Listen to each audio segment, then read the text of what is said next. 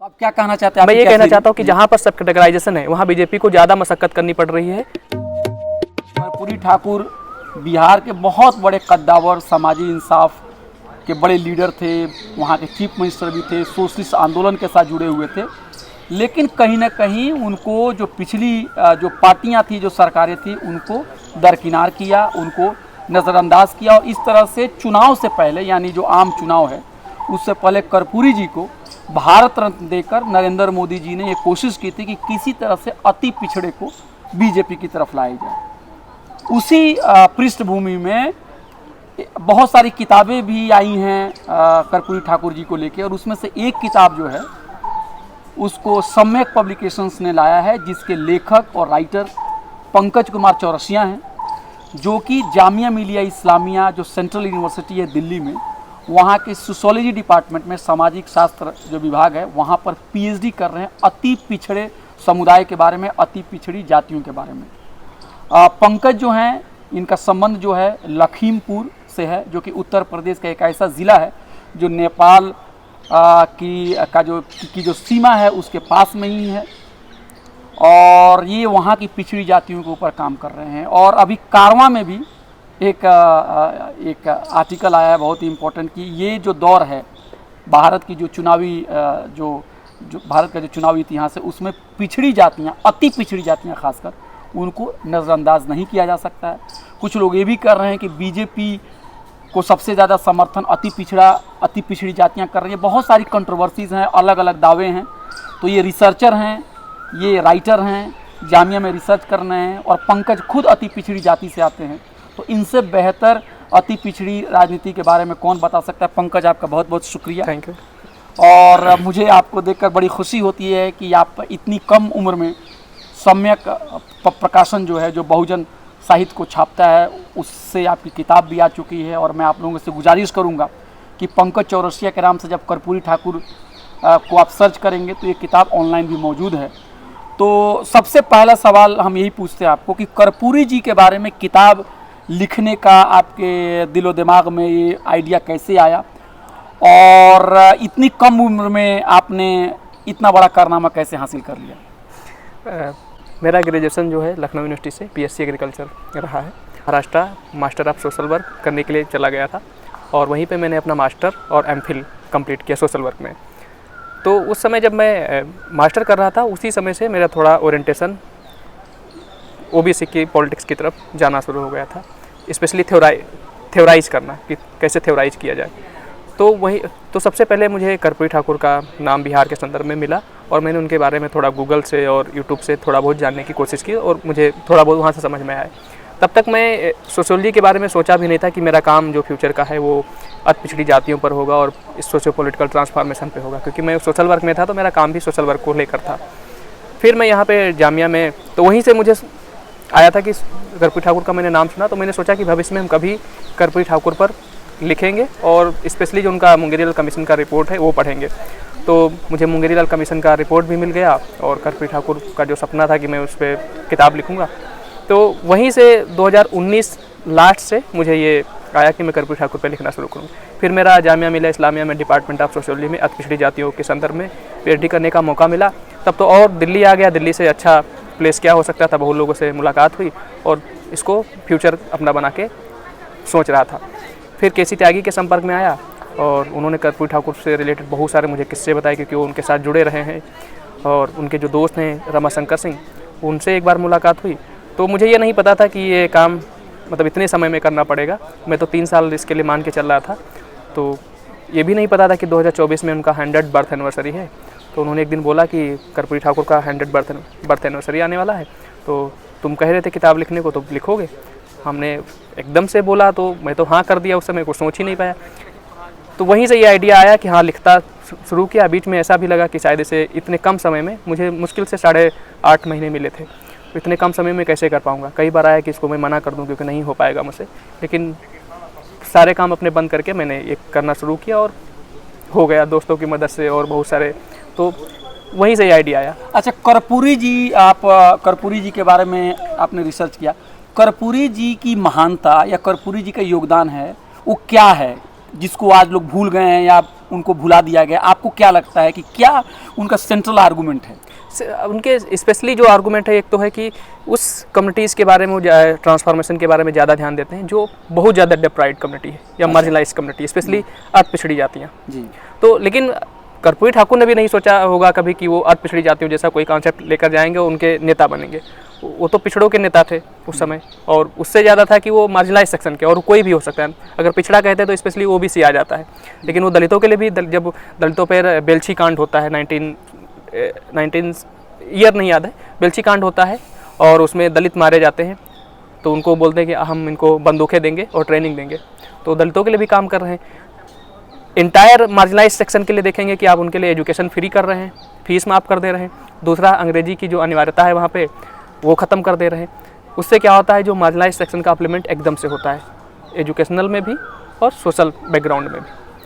तो ये उनके सबसे मेजर वर्क है जिस पे काम करने की ज़रूरत थी।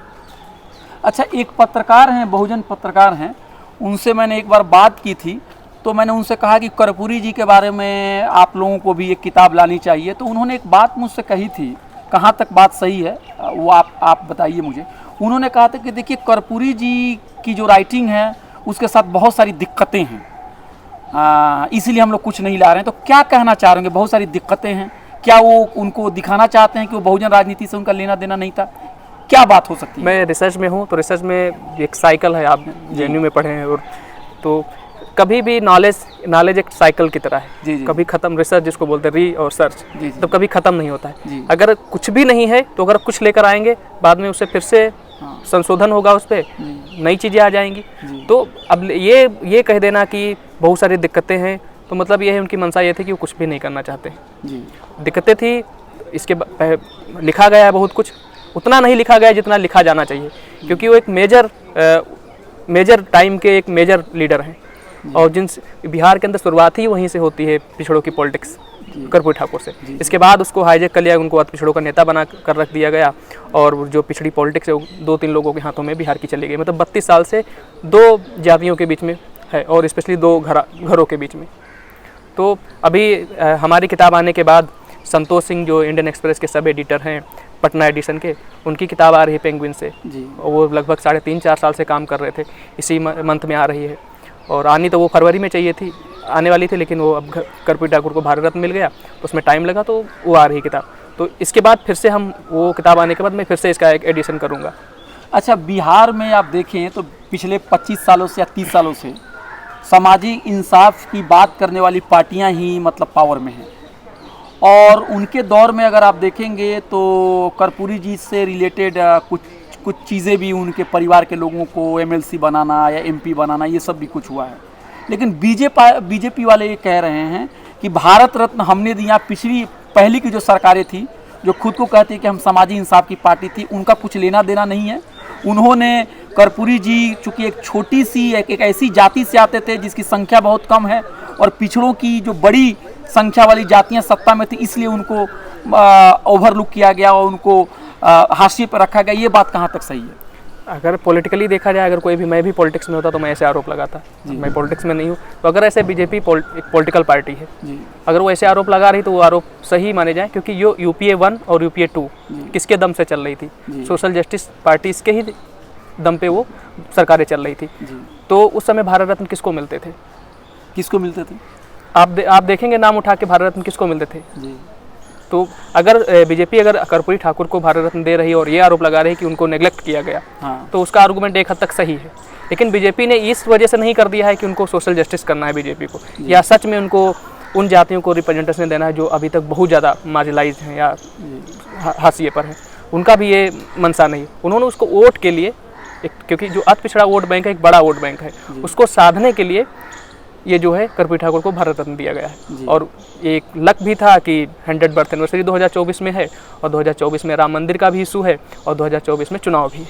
तो 3 चीज़ें एक साथ चल रही हैं, जिसमें एक बड़ा वोट बैंक जो है पिछड़ों का है, और उन्होंने उसके लिए किया। अच्छा, तो आप ये कह रहे हैं कि जो पहले की जो सेकुलर हुकूमतें थी, उन्होंने भी कर्पूरी जी को क्या कहें, उनको हाशिए पर रखा, उनकी बातें आगे नहीं फैलाई, और अभी बीजेपी जो है वो वोट बैंक की खातिर उनको भारत रत्न का अवार्ड दी है।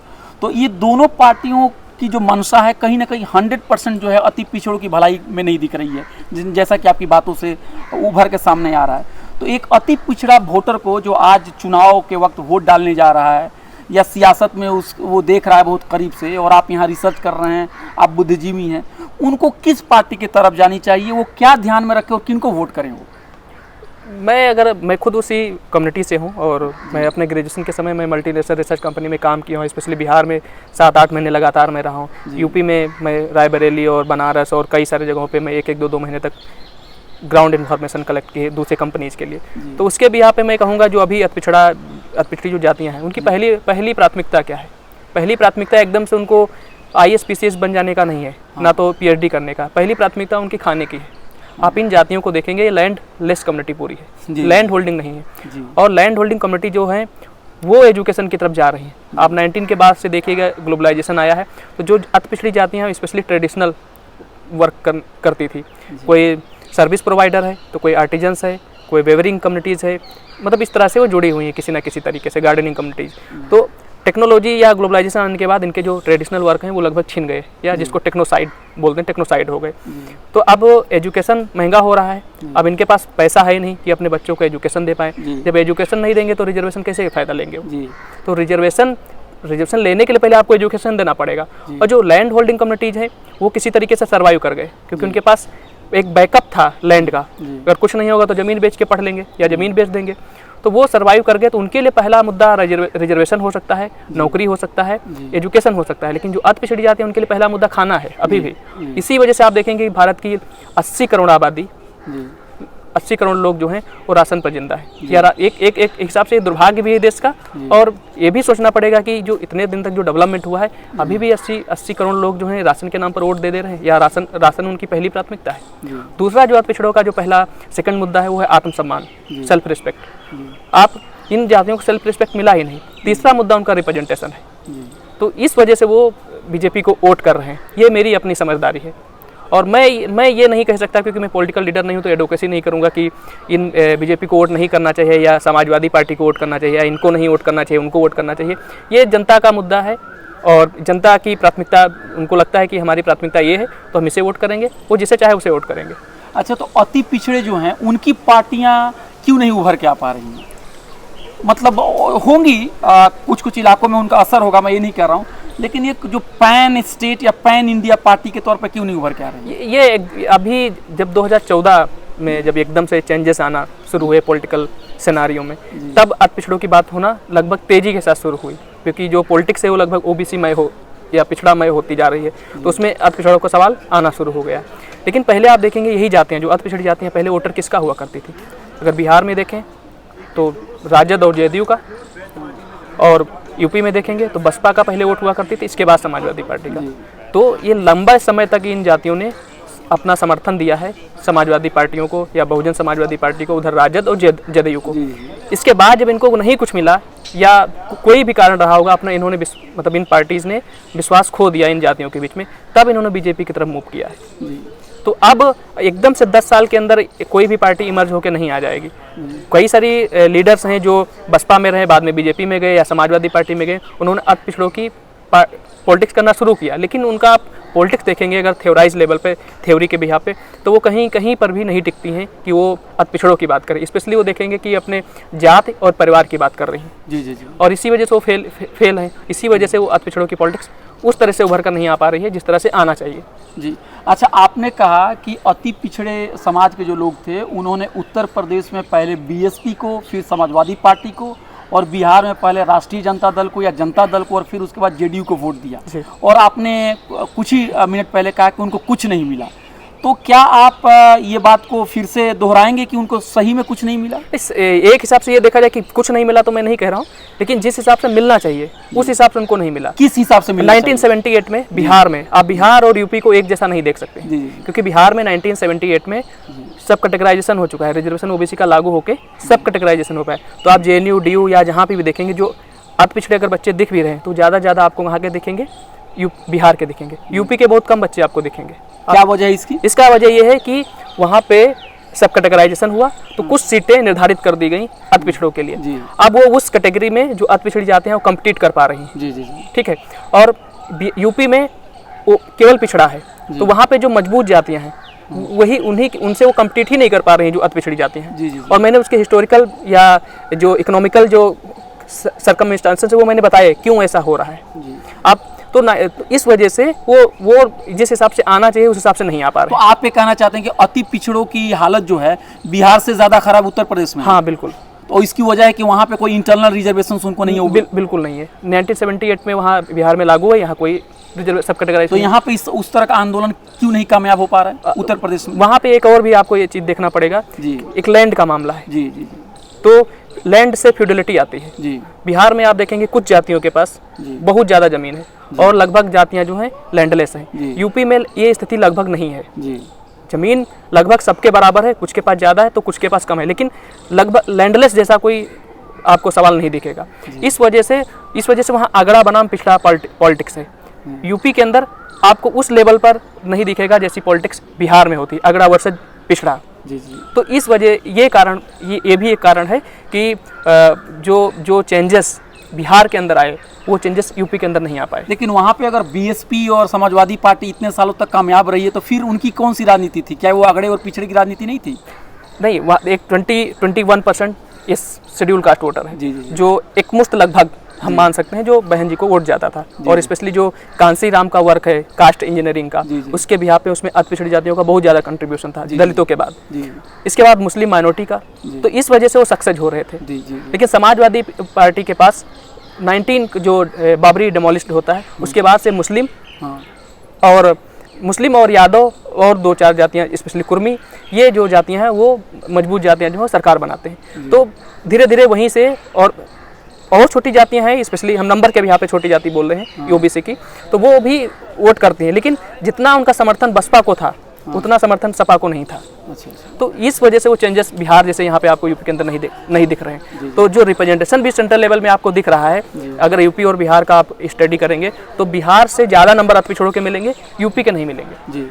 नहीं, हम थोड़ा सवाल से भटक गए। हमने आपसे ये पूछा था कि आपने कहा था कि बीएसपी और समाजवादी पार्टी और राजद और जेडीयू के दौर में जो अति पिछड़ी जातियां हैं उनको कुछ भी नहीं मिला, फिर आपने कहा कुछ मिला।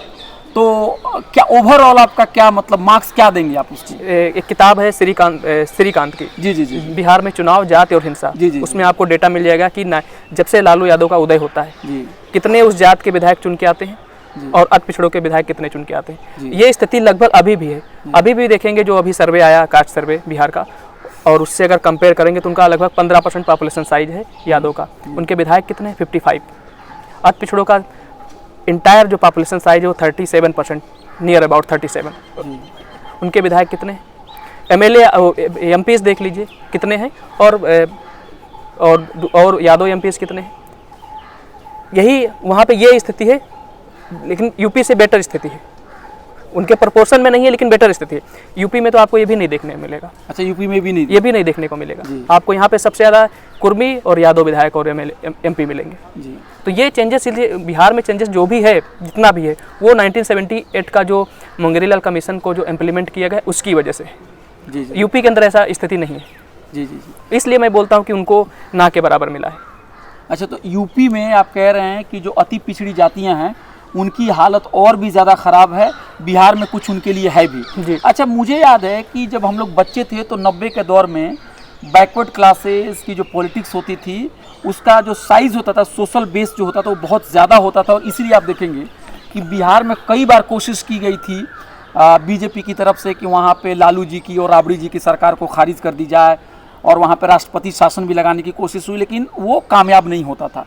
लेकिन आज आरजेडी की स्थिति या आज बहन जी की पार्टी जो है बीएसपी की स्थिति, या मान लीजिए जो समाजवादी पार्टी की स्थिति है, जो बहुजन या बैकवर्ड के बुनियाद पे जो पॉलिटिक्स करते थे, आज जो कमज़ोर हो गई है और उनका एक तरह से कहें वो सीट भले कुछ जीत पाते हैं, एक चुनाव में जीतते हैं, किसी में नहीं जीत पाते, लेकिन वो ताकत नहीं रही। तो क्या इसकी वजह आप ये कहना चाहेंगे कि अति पिछड़ों के साथ अन्याय हुआ? बिल्कुल, आप एग्जाम्पल के तौर पर बिहार ही ले लीजिए। 13 स्टेट में जी सब कैटेगराइजेशन है ओबीसी रिजर्वेशन का जी। और अभी राजस्थान में हुआ था जब अशोक गहलोत वहाँ के मुख्यमंत्री थे जी जी। अब वो फिर से ठंडे बस्ते में चला गया क्योंकि सरकार चली गई। अब जिन जिन राज्यों में सब कैटेगराइजेशन है वहाँ बीजेपी की स्थिति देख लीजिए, और जहाँ पर ओबीसी का रिजर्वेशन का सब कैटेगराइजेशन नहीं है वहाँ पर बीजेपी की पॉलिटिक्स देख लीजिए। तो आप क्या कहना चाहते हैं? मैं ये कहना चाहता हूँ कि जहाँ पर सब कैटेगराइजेशन है वहाँ बीजेपी को ज़्यादा मशक्कत करनी पड़ रही है एमएलए और एमपी जीतने में। मतलब आप ये कह रहे हैं कि अगर ओबीसी रिजर्वेशंस को अगर ओबीसी और अति पिछड़े में अगर बांट दी जाए तो वहाँ पे बीजेपी के लिए चुनाव जीतना मुश्किल हो जाता है। लगभग मुश्किल हो जाता है। अच्छा, लगभग मुश्किल, जैसा कि बिहार में देख रहे हैं। बिहार में आप देख लीजिए, आप कितना भी वो कमजोर हो जाए सामाजिक न्याय वाली पार्टी, लेकिन यूपी से ज़्यादा स्थिति अच्छी है वहाँ पर। अच्छा जी, तो आप ये कह रहे हैं कि ओबीसी जो रिजर्वेशंस है अगर इसको हम पिछड़ा और अति पिछड़ा में अगर हम बांटते हैं तो इससे सामाजिक इंसाफ की जो राजनीति मजबूत होती है और सांप्रदायिकता कमजोर होती है। बिल्कुल कमजोर होगी और हुई है। आप बिहार में देख लीजिए, बीजेपी जैसी पार्टी सांप्रदायिक नहीं हो पाती, भले वो आप उन्हें देखिए कि उनकी मजबूरी हो जाती है नीतीश के थ्रू पॉलिटिक्स करने में जी। तो नीतीश वहाँ की लगभग मजबूरी है जी। और यूपी में देख लीजिए, यूपी में एकदम से बीजेपी जो रेज कर जाती है उसका कारण था कि अति पिछड़ी जैसी पॉलिटिक्स वहाँ नहीं है या सब कैटेगराइजेशन नहीं है। अगर होता तो वहाँ बीजेपी इतनी आसानी से नहीं पहुँच पाती। आप ये कहना चाहें कि अति पिछड़ा जो समाज है या अति पिछड़ी जातियाँ हैं वो सांप्रदायिकता से लड़ने के लिए ज़्यादा काबिल हैं जो ओबीसी की बड़ी जातियाँ हैं उनके मुकाबले में? हमें लगता है जिन जातियों के पास ज़्यादा ज़मीन है वो ज़्यादा सांप्रदायिक है, कम्युनल है, और जिन जातियों के पास ज़मीन कम है वो कम कम्युनल है। अति पिछड़ी जातियों के पास लगभग ज़मीन कम है जी, वो कम्युनल कम है जी। जो लैंड होल्डिंग कम्युनिटीज़ हैं वो किसी भी क्लास की हों, सोशल क्लास या कॉन्स्टिट्यूशनल क्लास में, वो ज़्यादा सांप्रदायिक है। तो आपका कहना है कि अगर ओबीसी रिजर्वेशन को सेंट्रल लेवल पे और स्टेट में भी अगर पिछड़ा और अति पिछड़ा में बांटें तो इससे सांप्रदायिक राजनीति और कमजोर होगी? बिल्कुल कमजोर होगी, बिल्कुल कमजोर होगी। तो फिर ये हो क्यों नहीं पा रहा है? अगर ये 2017 में जो रोहिणी कमीशन बना है अगर इसको लागू कर दिया जाए तो बीजेपी जैसी पार्टी जो है एक या दो चुनाव तक बेनिफिट मिलेगा बीजेपी को, इसके बाद कब इतनी आसानी से कभी भी चुनाव जीत कर नहीं आएंगे। अच्छा पंकज जी, जो आपके विरोधी हैं वो आपके सोशल मीडिया के पोस्ट को जो देखते हैं, आपके कमेंट को जो देखते हैं, उसके बुनियाद पे ये कह रहे हैं कि पंकज जी को यादव समाज में कितने लोगों को नौकरी लग गई या कितने लोगों को टिकट मिल गया, इस पे तो बहुत खुल के लिखते हैं, लेकिन जो 2 या 4 बड़ी जातियां हैं, जो ऊपर की जातियां जो अपने आप को स्वर्ण कहती है, वो हर जगह उनका कब्जा है, उनका पॉलिटिक्स पे कब्जा है, उनको इकोनॉमी में कब्जा है, पूरे इंडस्ट्री में उनका कब्जा है, सिनेमा में उनका कब्जा है, धार्मिक जगहों पे उनका कब्जा है, हर जगह उनका कब्जा है। उनकी तरफ आप उतना मुखर होकर नहीं बोलते। ये सच है, लेकिन आप ये भी देखिए कि उन जाति जिनके बारे में आप बात करें, समर्णों के बारे में, उनके खिलाफ कौन नहीं लिख रहा है? दलित लिख रहा है, ट्राइब लिख रहा है, ओबीसी लिख रहा है, इवन समर्णों की बहुत सारी जातियाँ समर्णों के खिलाफ लिख रही हैं जी। लेकिन अति पिछड़ों के लिए कौन अति पिछड़ा लिख रहा है, या ओबीसी के लिए कौन ओबीसी कैटेगराइजेशन होना चाहिए लिख रहा है? तो मैं सवाल इसलिए उनसे कर रहा हूँ क्योंकि ये जो 19 के बाद से दौर है जो सामाजिक न्याय का, उसमें हमेशा सरकारें इन्हीं 2-3 जातियों की रही, इसलिए मैं उनके लिए मुखर होकर लिख रहा हूँ। और मैं उनके लिए लिख रहा हूँ, आप उनके लिए लिख रहे हैं, सब कुछ तो मैं नहीं लिख सकता हूँ। तो इसीलिए मैं ये जो समाजवादी पार्टी है या राजद है या जेडीयू है, मैं इनको टारगेट करता हूँ। लेकिन कुछ लोग कह रहे हैं कि ऐसा आप टारगेट करके बीजेपी को मजबूत करते हैं। ये हम नहीं करेंगे, कोई और करेगा। उनको लग रहा है कि मैं मजबूत कर रहा हूँ, तो आप लोग समर्णों के खिलाफ लिखकर समर्णों को मजबूत कर रहे हैं। अच्छा, मंडल कमीशन जो बनी उसमें जो उसको बनाने वाले जो जिनके नाम पे कमीशन बनी है, बीपी मंडल जी, बिहार से उनका संबंध है, तो उनके बारे में भी आपने कुछ ऐसे पोस्ट किए थे और उनकी जो पॉलिटिक्स है उस पर आपने प्रश्न चिन्ह उठाया था। तो कहाँ तक आपकी आलोचना मंडल जी को लेके सही है? मैं इसलिए उन पर आलोचना उनका क्रिटिक किया था क्योंकि 1978 में कर्पूरी ठाकुर जब मुख्यमंत्री थे तो उन्होंने मुंगेरीलाल कमीशन को लागू किया जी। और यूपी के अंदर 1975 में कमीशन बना था छेदीलाल कमीशन, जिसका रिकमेंडेशन था कि 29.5% रिजर्वेशन जो है ओबीसी को दिया जाए, वो भी 3 पार्ट में, ओबीसी मतलब जो ओबीसी, इसके बाद अति पिछड़ा, और दूसरा 2.5% पिछड़े जो मुस्लिम हैं उनके लिए। छेदीलाल साथी जो हैं वो भी दलित थे और डायरेक्ट इनडायरेक्ट ये भी पार्ट मंडल कमीशन का थे। मुंगेरीलाल कमीशन जो 1978 में लागू हो चुका था, मुंगेरीलाल भी डायरेक्ट इनडायरेक्ट बहुत सारे ऐसे कमीशन जो अलग अलग स्टेट में ओबीसी के नाम पर बने थे, उनके जो मतलब चेयरमैन या मेंबर्स किसी ना किसी तरीके से वो मंडल कमीशन में पार्ट थे। तो जब 1978 में मुंगेरीलाल की रिपोर्ट लागू हो गई सब कैटेगराइजेशन करके, मंडल भी वहीं से थे और कर्पूरी ठाकुर भी बिहार से थे, तो उन्होंने क्यों ध्यान नहीं रखा कि ओबीसी रिजर्वेशन को 2 भाग में या 3 भाग में बांटा जाए? तो ये बात उनको पता थी क्योंकि वो भी उसी स्टेट से थे। दूसरा एक और देखेंगे कि मंडल कमीशन में एक सदस्य थे, दलित सदस्य LR नाइक, उन्होंने डिसेंट नोट लगाया, बोला कि इसको 2 भागों में बांटो, और उन्होंने एग्जाम्पल देके बताया कि एक तालाब में 2 मछलियाँ रहती हैं, एक बड़ी मछली एक छोटी मछली। अगर इनको बड़ी मछली क्या करेगी, छोटी मछली को खा जाएगी। उनका कहने का मतलब था कि जो ये बड़ी जातियाँ हैं नंबर्स में कम और सोशियो इकोनॉमिक में उनसे मजबूत हैं, वेल ऑफ हैं, ये इन छोटी वाली जातियों को खा जाएंगी, इनको आने नहीं देंगी। तो उस डिसेंट नोट को क्यों नहीं ध्यान रखा गया? और मंडल का आप मंडल का जो बैकग्राउंड देखेंगे वो कैसे ओबीसी थे, कितने बीघे उनके पास ज़मीन थी जी। तो इस वजह से मैं उन पर आरोप लगाता हूँ। तो मंडल ने जानबूझ के किसान जातियों को फ़ायदा पहुँचाया और जो अति पिछड़ी जाति हैं उनको फ़ायदा नहीं पहुँचाया। ध्यान तो ये रखा जाए कि जो हम पिछली गलतियाँ होती हैं उनसे हमें सीखना चाहिए था। तो पिछला अगर कुछ अच्छा हुआ था मुंगेरीलाल कमीशन में तो उसको कैरी ऑन करना चाहिए था अपनी रिपोर्ट में, उन्होंने नहीं किया, इसलिए हम लोग आलोचना करते हैं। तो आपका क्या आप ये कहना चाहते हैं कि मंडल की राजनीति जो थी, जो उस समय अति पिछड़ों का उभार मंडल राजनीति से पहले जो हो रहा था, उस उभार को मंडल की राजनीति ने दबा दिया? बिल्कुल दबा दिया। आप देखेंगे कि उसके बाद कर्पूरी ठाकुर जैसा नेता क्यों नहीं आ पाया पॉलिटिक्स में, क्योंकि पूरी जो पॉलिटिक्स हो गई वो डोमिनेंट या जो नंबर के बिहाफ पे ज़्यादा होंगे या सोशल कैपिटल के बिहाफ पे ज़्यादा होंगे, वो लोग चुन के आएंगे। अब अति पिछड़ी जातियाँ छितरी हुई जाती हैं या इनविजिबल कम्युनिटीज़ मैं उनको बोलता हूँ, वो हैं कि वो 10 इस गांव में है तो 15 उस गांव में, एक जगह कहीं नहीं है कि वो कोई भी कॉन्स्टिट्यूंसी में ऐसी स्थिति में हो कि वो या असेंबली में ऐसी स्थिति में हो कि वो किसी को चुनाव जिता हरा सके। ठीक है, तो इस वजह से वो आप देखेंगे कि वो ज़्यादातर जो मंडल कमीशन है वो उन जातियों को फ़ायदा पहुँचा रहा है जो पहले से मजबूत हैं किसी न किसी माध्यम से, और उन जातियों के लिए ज़्यादा खतरनाक है जो बिदगी हुई हैं, छितरी हुई हैं। तो इसका रास्ता क्या है? और इसी से जुड़ा हुआ ये सवाल है कि 2024 के जो आम चुनाव हो रहे हैं उसमें अति पिछड़ों का क्या एजेंडा होना चाहिए? अति पिछड़ों का एजेंडा है सबसे पहले तो यही कि वो सब कैटेगराइजेशन पहला मुद्दा उनका। अच्छा, सब कैटेगराइजेशन मतलब ओबीसी जो रिजर्वेशन है उसको बांट देना उसको। हाँ, बांट दे, क्योंकि 2017 में जो रोहिणी कमीशन बैठा है और उसका रिपोर्ट सबमिट हो चुका है 30। मतलब ये नेशनल लेवल पे होना चाहिए और स्टेट में भी होना चाहिए? अगर नेशनल लेवल पर हो जाएगा तो अपने आप हर स्टेट में। अच्छा, स्टेट में अपने आप ही हो जाएगा जी। तो सबसे पहला है कि सब कैटेगराइजेशन ओबीसी रिजर्वेशन का होना उनका पहला मुद्दा पिछड़ों का, जितना मैं समझ पाता हूँ यही है। और कोई इशूज उनके? इसके बाद जो इकोनॉमिकल वो काफ़ी वीक हैं ये जातियाँ, तो जो लोहिया का सिद्धांत है, अवसर का सिद्धांत जी, तो इनको स्पेशल प्रोविजंस इनके लिए करना चाहिए। एक तो इसमें कई ऐसी जातियाँ हैं अति पिछड़ों में जिनके साथ अनटचेबिलिटी होता है जी, वो कहने को ओबीसी के अंदर है लेकिन वो दलितों की जैसे मछुआ। अच्छा, मछुआ जो है वो उनके साथ अनटचेबिलिटी होता है जी। ऐसी बहुत सारी जातियाँ हैं जो किसी स्टेट में शेड्यूल कास्ट में है तो दूसरे स्टेट में ओबीसी में। तो जैसे अगर मान लीजिए कोई जाति अगर किसी स्टेट में शेड्यूल कास्ट में एससी में है और कहीं पर ओबीसी में है, तो ओबीसी स्टेट में क्या उनको एससी का दर्जा मिलना चाहिए? क्या होना चाहिए? एक तो रिव्यू होना चाहिए फिर से। अच्छा, फिर से? हाँ, क्योंकि 19 के डिकेड में आया है और 30 साल हो गए हैं, तो कम से कम एक रिव्यू तो बनता है। रिव्यू हो जाना चाहिए कि बहुत सारी ऐसी जातियों, क्योंकि समय समय पर बहुत सारी जो ट्राइब कम्युनिटीज़ हैं उनको वो शेड्यूल में थी तो उनको ट्राइब में डाला गया, या ट्राइब में है तो उनको शेड्यूल में। और ओबीसी एक ऐसा क्लास है, हेट्रोजेनियस क्लास है। आपके जाटों को देख लीजिए, कहीं के जाट दोनों स्टेट मतलब स्टेट लेवल पर और सेंट्रल लेवल पे ओबीसी में आते हैं, और कहीं पर स्टेट लेवल पे आप वो आएंगे ओबीसी में और सेंट्रल लेवल पे जनरल में आएंगे। जैसे यूपी का ही जाट स्टेट में ओबीसी में आता है और सेंट्रल लेवल में जनरल में आता है। तो रिव्यू करने की जरूरत है। कई ऐसी सारी जातियाँ हैं जिनका ब्राह्मणों के साथ ज़्यादा क्लोजनेस है, जैसे गोस्वामी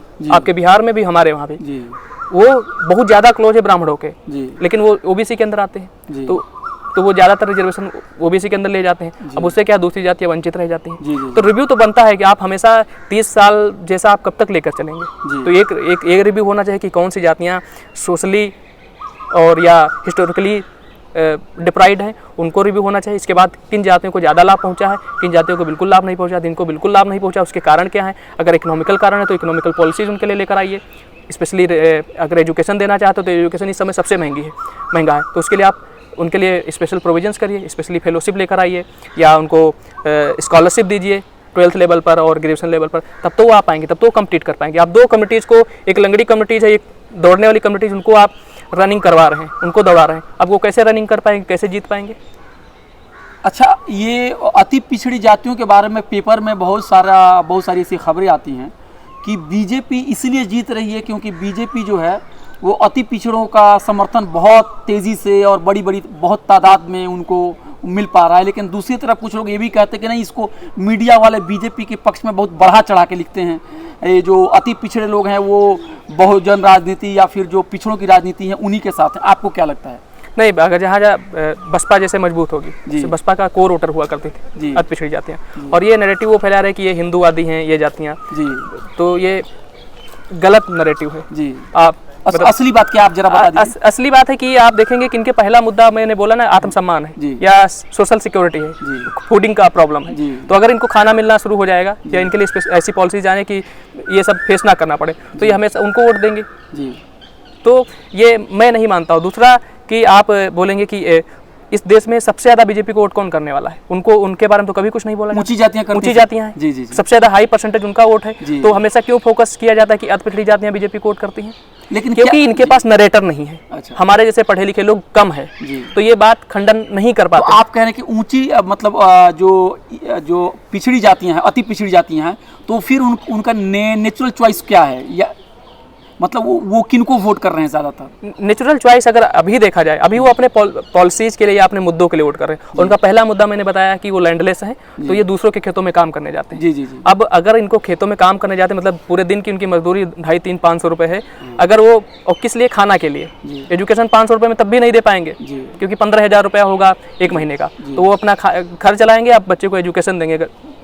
तो अगर इनको पहले ही खाना मिल जा रहा है, तो इनका जो ग्राउंड पे जो डिस्क्रिमिनेशन होता है इनकी महिलाओं के साथ और इनके साथ, वो बंद हो जाएगा। और इस देश में जमीन किसके पास सबसे ज़्यादा है? जमीन तो छत्री के पास अपर कास्ट में, छत्रियों के पास, इसके बाद ओबीसी में, इन्हीं अलग अलग राज्यों में अलग अलग इन्हीं डोमिनेंट ओबीसी के पास जातियों के पास जमीन है, इन्हीं के वहाँ वो काम करने जाते हैं। तो इनको चैलेंज कौन करता है या इनको डिस्क्रिमिनेट कौन करता है? यही जातियाँ करती हैं। तो ज़्यादा गुस्सा इन्हीं के साथ है इनका जी। तो इसलिए वो उनको इनके खिलाफ वोट कर रहे हैं जी। अगर इनको ये सारी चीज़ें मुहैया हो जाएं, तो ये हमें फिर से ये बसपा जैसे बसपा को वोट करते थे, बसपा को फिर से ये वोट करना शुरू कर दें। मतलब आप ये कह रहे हैं कि चूंकि इनके खिलाफ, अति पिछड़ी जातियों के खिलाफ, जो इमीडिएट जो बड़ी जातियां हैं पिछड़े समाज की, ओबीसी की जो बड़ी जातियां, उनसे उनको डायरेक्ट डे टू डे उनके साथ उनका संबंध है और उनसे वो जो भेदभाव जब झेलती हैं, तो इसके रिएक्शन में वो बीजेपी जैसी स्वर्ण पार्टियों को वोट कर देते हैं। ये आप कहना चाहते हैं? जब उनको न्याय मिलेगा, जब पिछड़ी जातियां की जो पार्टियां वो इनको न्याय देगी, तो फिर ये उनके साथ जाएंगे। जॉन रॉल्स का एक थ्योरी है जी, वेल ऑफ इग्नोरेंस। जी। वेल ऑफ इग्नोरेंस, मतलब उन वेल ऑफ इग्नोरेंस में क्या होता है कि जो जिस स्टेटस में होता है, हाँ, उसको ये पता ही नहीं होता कि हमारा रियल स्टेटस क्या है। जी बिल्कुल। तो जो अति पिछड़ी जातियां हैं उनके साथ वही थ्योरी अप्लाई होती है कि उनको पता ही नहीं कि वो कहाँ खड़े हैं या उनका स्टेटस क्या है सोसाइटी में, पता ही नहीं है। तो अगर उनको एजुकेशन आ जाए, वो एजुकेशन आ जाएगा, तो उनको पता चल जाएगा कि उनका रियल या नेचुरल एलाई कौन है। और जब वो नेचुरल एलाई पता कर लेंगे, तो हमें नहीं लगता कि वो फ्यूडल कम्युनिटी या फ्यूडल जो सोशल फिनोमिना है उसके साथ जाएंगे। तो वो आपको ये पता हो गया होगा कि फ्यूडल सोशल फिनोमिना क्या है, तो कभी नहीं जाएंगे। दूसरा, मैं इसलिए बोल रहा हूँ कि ये कमरे में एक ही दरवाजा है और वहाँ पे 5 सीट रखा हुआ है कमरे के अंदर, और ये बोल दिया गया कि 5 ही सीट है और बाहर 100 का लाइन लगा हुआ है। इसमें जो मजबूत होगा वही बैठेगा। अब 100 में कंपटीशन हो रहा है और उसमें 5 ही जाएगा, और 5 में वही जाएगा जो किसी तरीके से मजबूत होगा। मैं कह रहा हूँ कि 5 सीट ही है, 5 सीट ही है, और कमरे में 3 दरवाजे कर दीजिए या 2 दरवाजे कर दीजिए, और जो 100 की भीड़ बाहर है उसको 2 जगह या 3 जगह डिवाइड कर दीजिए। फिर बोलिए कि इस दरवाजे से इतने लोग आएंगे, इस दरवाजे से इतने लोग आएंगे, लेकिन अंदर 5 ही लोग बैठेंगे। तो मतलब क्या है कि अगर उधर कंपटीशन हो रहा था, जो फाइट हो रही थी, तो थोड़ा इधर फाइट होगा, तो इधर से 1-2 लोग पहुंच जाएंगे और उधर से 3 लोग पहुंच जाएंगे। अगर 2 दरवाजे होंगे तो 5 लोग जाएंगे, लेकिन 5 लोग जो है अलग अलग कंपोजिशन वाले लोग जाएंगे। अब आपने एक ही दरवाजा बना रखा है और उसमें बोल रहे हो कि जो मजबूत होगा वही आएगा, तो मजबूत कौन होगा?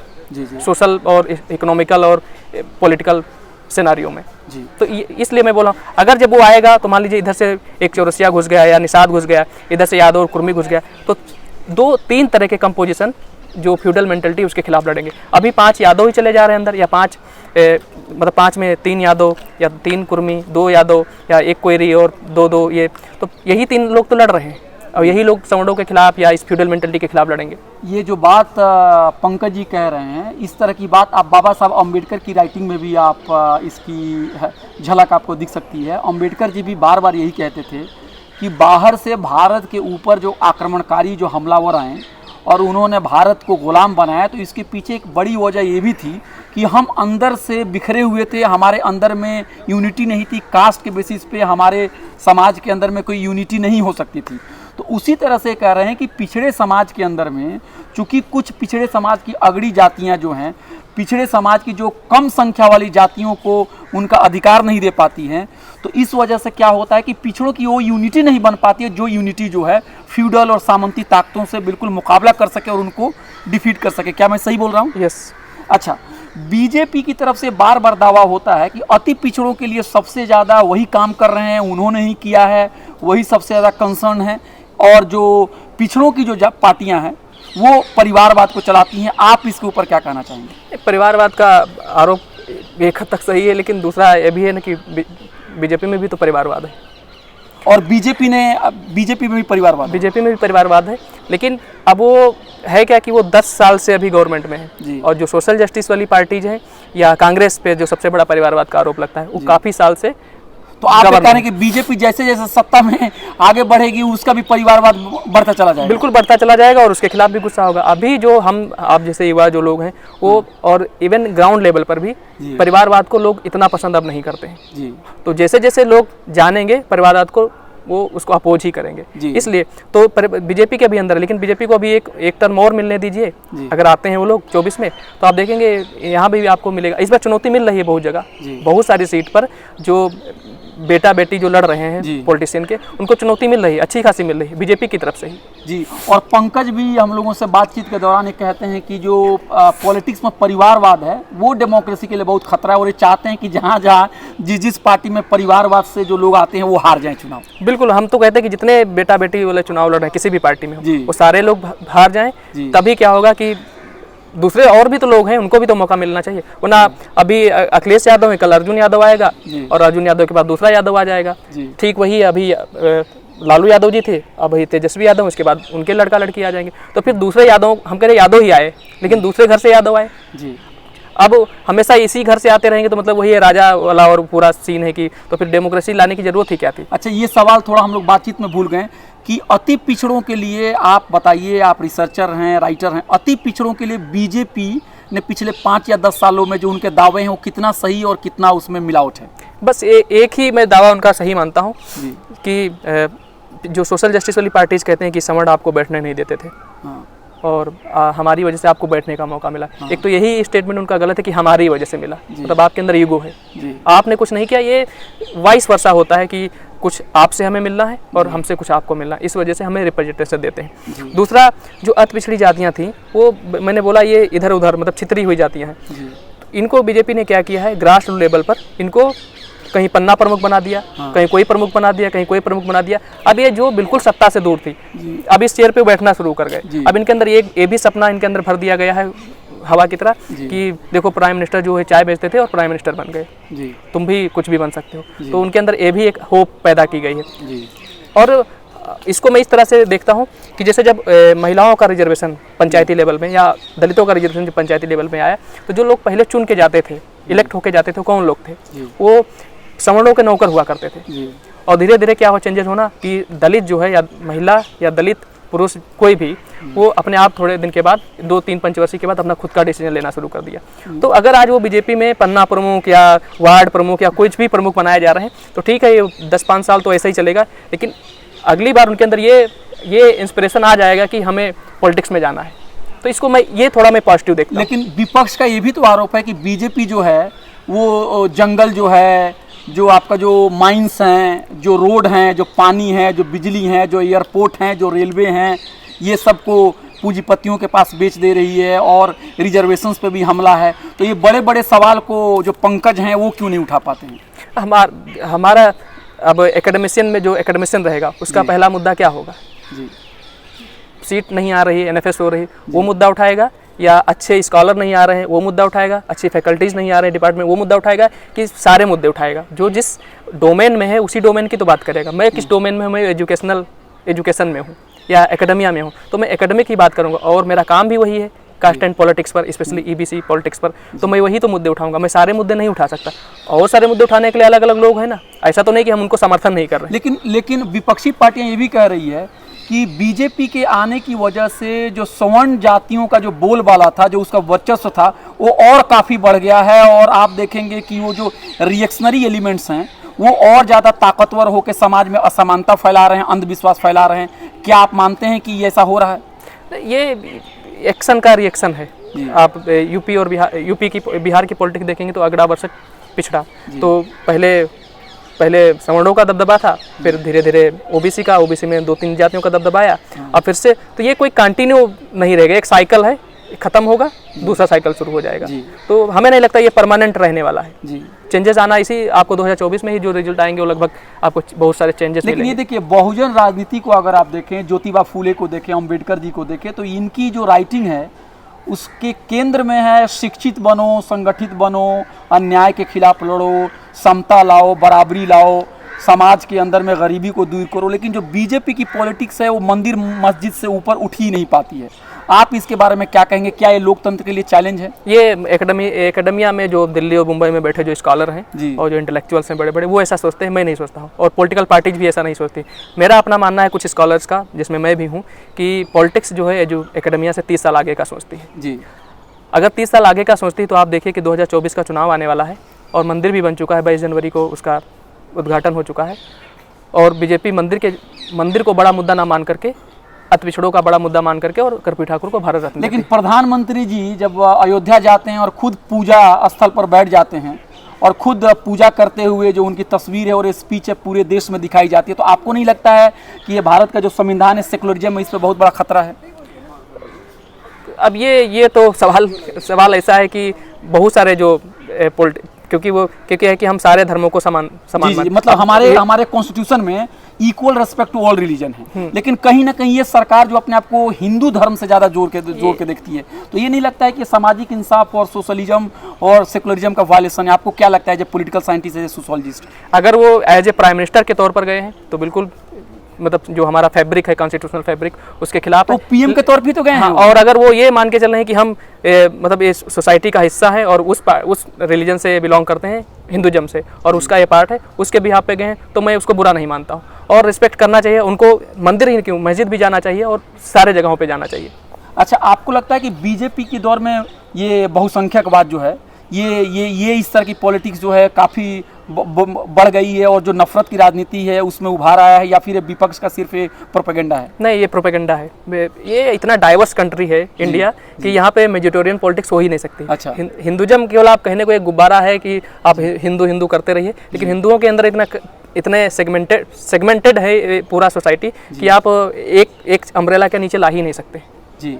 तो मैं नहीं मानता हूँ कि ये मेजोरिटेरियन पॉलिटिक्स हो रही है। उसमें कास्ट सबसे बड़ा इशू है, जो लेफ्टिस्ट जो उसको सॉल्व नहीं करते थे, या उनको लगता था ये बड़ा इशू नहीं, क्लास बड़ा इशू है, तो वो भी गलती कर रहे हैं कि आप सारे कम्युनिटीज़ को आप हिंदुज़म के नीचे ला रहे हैं। जबकि वो आप यहाँ का अगर मेजोरिटेरियन पॉलिटिक्स करोगे तो दलित ही सबसे पहले खिलाफ हो जाएगा, उससे पहले यहाँ का सवर्ण ही खिलाफ हो जाएगा।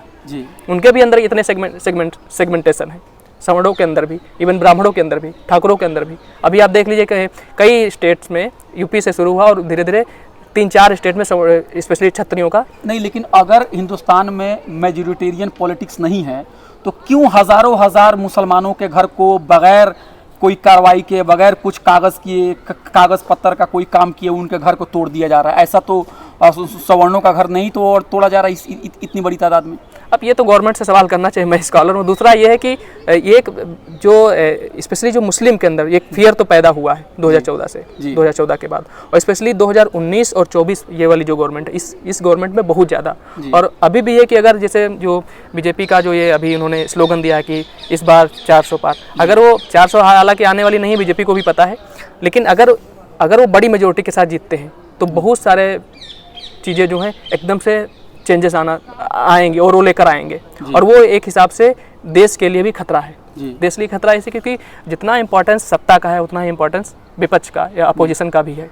तो अपोजिशन जब स्ट्रांग होगा तो जो रूलिंग पार्टीज है या जो पोजिशन है या सत्ता है, वो बहुत सारे रूल और रेगुलेशन लाने में थोड़ा डायलॉग करेगी अपोजिशन से, जो कि अभी नहीं कर रही है। 2019 में देखिए ऐसे बिल आ गए कि अपोजिशन कुछ भी नहीं कर सकता था, वो पास हो गए। दोनों अपर हाउस से लोअर हाउस दोनों से जगह से पास हो गए। अच्छा, हमने बहुत सारे सवाल बीजेपी पे लिए, एक सवाल हम विपक्षी पार्टी कांग्रेस पे भी लेते हैं। उनको कामयाबी क्यों नहीं मिल पा रही, ये भी आना चाहिए, आपकी राय आनी चाहिए। 36 उन्होंने जैसे अभी जो बीजेपी ने जो पॉलिटिक्स को कर दिया, ओबीसी में पॉलिटिक्स कर दिया। जी जी। कांग्रेस भी जो है अभी सोशल जस्टिस की सबसे बड़ी फादर बनी घूम रही है जगह जगह, और उनके नेता जो राहुल गांधी बोल रहे हैं जितनी आबादी उतना हक, उसको हवा दी। ठीक है, लेकिन आपने रायपुर में जो उनका सम्मेलन हुआ था CWC, हाँ, कांग्रेस वर्किंग कमेटी का, उसमें आपने बोला 50% रिजर्वेशन हम ओबीसी, SC, ST और महिलाओं को देंगे। आपने पिछले साल की बात जी, आपने कितना उसके बाद कितना पार्टिसिपेशन अपने पार्टी के अंदर दिया है? जी जी जी। क्योंकि आपने जो विश्वास खोया है वो पिछले लगभग 30 साल 40 साल से खोया है, और आप चाहते हैं कि 5 साल में वो विश्वास वापस आ जाए, और बिना केवल बोलने से काम नहीं करेंगे जी। तो ऐसे तो नहीं आएगा। आप राहुल गांधी जहाँ जाएंगे, जैसे अभी जब इलाहाबाद में रैली कर रहे थे, उनके गाड़ी पे देखेंगे कितने पिछड़े थे, एक पिछड़ा था केवल, और वो भी वहाँ के स्टेट प्रेसिडेंट रहे हैं, इस वजह से शायद थे, और कोई नहीं था।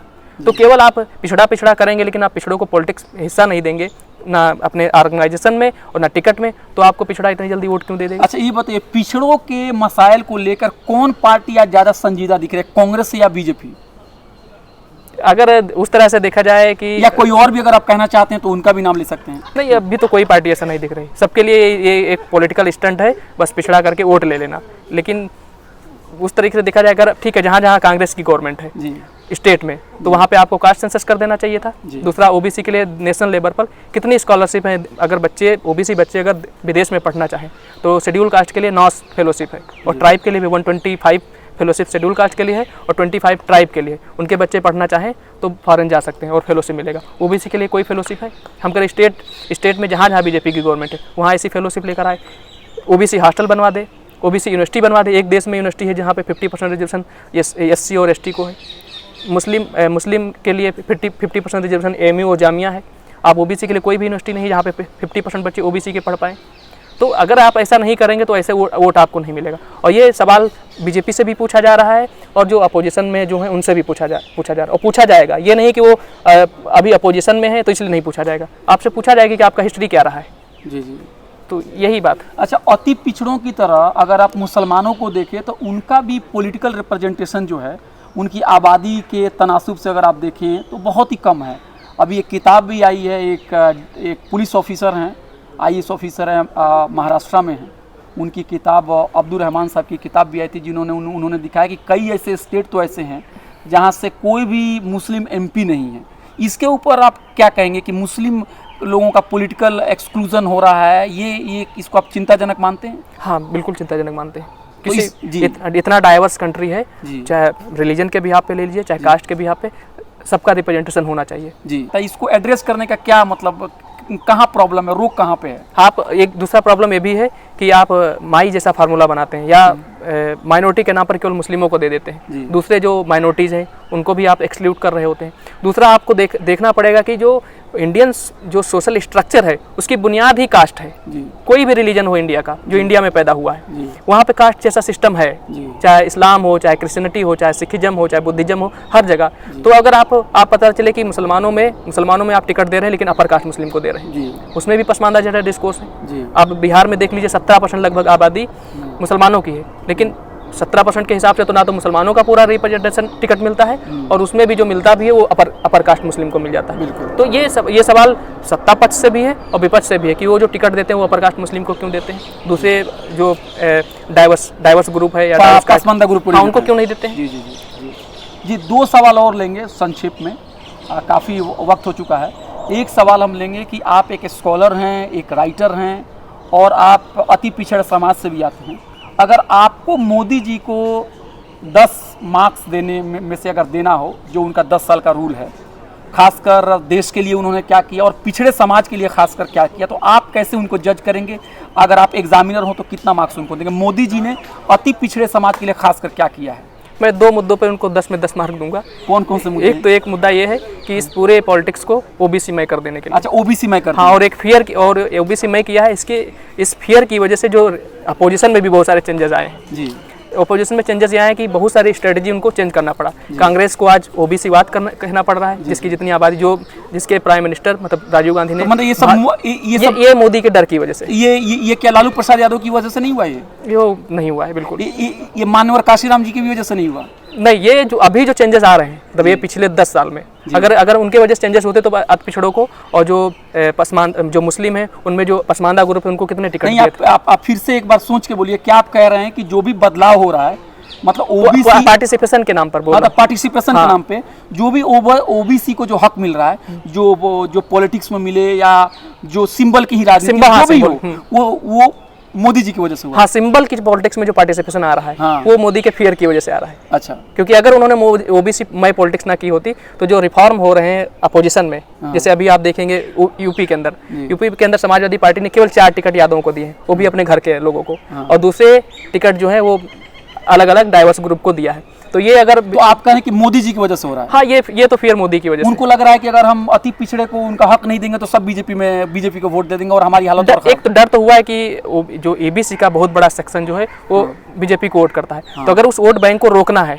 अपनी तरफ लाना है, तो आपको टिकट देना पड़ेगा, हाँ, लेकिन आप कह दीजिए कि हम ओबीसी के नाम पर केवल अपर ओबीसी को टिकट देंगे और ईबीसी का वोट ले लेंगे, ऐसा नहीं होने वाला है। अच्छा, तो एक तो कहा कि उन्होंने ओबीसी में पॉलिटिक्स किया मोदी जी ने और फियर पैदा किया ऑपोजिशन पार्टी के बीच में, और उनके कोई बड़े कारनामे जिसको आप बहुत तारीफ करना चाहेंगे, ज्यादा नंबर देना चाहेंगे? दूसरा है जैसे पीएम विश्वकर्मा योजना है, हाँ, उसको मैं तारीफ इसलिए करता हूँ क्योंकि वो लोग हम लोगों का फ्यूचर प्लान था, हाँ, और हम लोग कई सारे लोग हमारे दोस्त और हम लोग काफ़ी दिन से बैठ के बात कर रहे थे कि ये जो कमिटीज़ हैं, हाँ, जिस पे हम लोगों का काम है, हाँ, इनको लोन देने के लिए, इनके पास ज़मीन नहीं तो इनको लोन कहीं से भी नहीं मिलेगा, हाँ, अगर आप गांव में भी लोन कर्जा मांगने जाएंगे तो जो साहूकार हैं और जो लोग महाजन जो है, हाँ, वो कुछ आपसे लेते हैं तभी आपको कुछ पैसा देते हैं, कुछ गिरवी रखना पड़ता है। तो इन जातियों को जो ये लोन मिल रहा है वो बिना किसी मतलब आपको कोई सिग्नेचर नहीं, मतलब कोई किसी को विटनेस नहीं बनाना है, आपको लोन मिल जा रहा है। तो ये इससे क्या होगा, थोड़ा वो बिजनेस में आगे बढ़ेंगे। अब ये तो बाद में 10 साल बाद या 5 साल बाद इसका एवोल्यूशन होगा कि हाँ कितना उसका इम्पैक्ट पड़ा है सोसाइटी में, और इस वजह से। और कोई अच्छाई बस और कहाँ पे आप उनको कम नंबर देना चाहेंगे? कम नंबर, एक तो स्पेशली दलितों के साथ वायलेंस बढ़ा है। अच्छा, दलितों के साथ वायलेंस रेगुलर बहुत ज़्यादा बड़ी तेजी के साथ वायलेंस बढ़ा है जी। दूसरा, गवर्नमेंट को कोई फेयर ना होना, मतलब हाँ, मतलब एक तरह का ऑथोरिटेरियन ऑटोक्रेसी बिल्कुल साबित, मतलब कोई भी सीएम है या कोई स्पेशली जो ब्यूरोक्रेसी वो ऑटोक्रेसी हो गई है, बिल्कुल ऑटोक्रेसी में बदल गई है कि जो भी मतलब कोई विधायक चुन के जा रहा है वो रिप्रेजेंटेटिव है पीपल्स का या सिटीजन्स का, उनकी कोई बात नहीं सुनना, केवल जो ब्यूरोक्रेसी चाहेगी वही करेगी। तो ये मोदी का सबसे बड़ा फेलियर है। और माइनॉरिटी को भी लेके आपको लगता है कि बीजेपी जिन्होंने कहा था कि सबका साथ सबका विकास होना चाहिए, उस पर वो खरे उतरे? माइनॉरिटी अगर किसी एक बॉडी में अगर कहीं जख्म है, हाँ, और आप पूरे जख्म को सही करते हैं, एक जख्म छोड़ देते हैं, तो ये कैसा है कि मतलब वो कुछ दिन के बाद कैंसर बन जाए। तो मैंने यही कहना चाह रहे हैं कि अगर माइनॉरिटी इशारतन कहना चाह रहे हैं कि अगर बॉडी के अंदर में किसी भी हिस्से का इलाज ना करें, उसकी देखभाल ना करें, तो नुकसान पूरे शरीर को होता है। यानी माइनॉरिटीज़ के साथ ये सरकार जिस तरह से भी भेदभाव कर रही हो, छुप के कर रही हो, सामने से कर रही हो, ये देश के लोकतंत्र के लिए सही नहीं है। सही कहा? नहीं, बिल्कुल सही। ये सबके हर डाइवर्स ग्रुप जो है उनको एक्सक्लूड कर, मतलब इंक्लूजन मिलना चाहिए, जो नहीं मिल रहा है। दोस्तों, अभी हम बात कर रहे थे पंकज चौरसिया से, जो कि नौजवान लेखक हैं और जामिया मिलिया इस्लामिया में अति पिछड़ी जातियों के बारे में ये रिसर्च कर रहे हैं। इनकी पीएचडी मुकम्मल होगी। ये इंटरव्यू आपके सामने है, आप खुद इस इंटरव्यू को देखिए और आप खुद तय कीजिए कि पंकज जी की बातों में से आप क्या ले सकते हैं और क्या छोड़ सकते हैं। लेकिन हमें किसी की बातों पे कोई फाइनल जजमेंट देने से पहले उनकी बातों को सोचना चाहिए और समझना चाहिए, और जो बातें प्रोपेगेंडा के लेवल पे कही जा रही है उसमें बहना नहीं चाहिए। बिल्कुल।